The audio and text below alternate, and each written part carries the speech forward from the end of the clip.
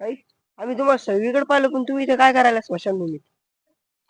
अरे मी मशानभूमीत आज बसले तर मला आज कळालं रे, आयुष्यात काहीच पडेल नाही, माणसाची राखच होऊन जाते. आज कळालं मला, माणूस काहीच सोबत नेत नाही, फक्त कर्मच नेतो सोबत. पाय ते माणसानं काही नेलं का?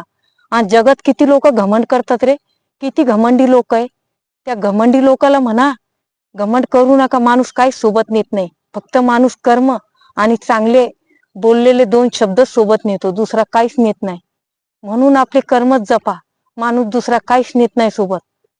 घमंडी जे बी घमंडी असन, आणि जर हा व्हिडिओ पाहत असन तर घमंडीपणा सोडून द्या. या जगात काय नाही. आज मला कळालं आयुष्य काय म्हणून. आयुष्यात काहीच पडेल नाही.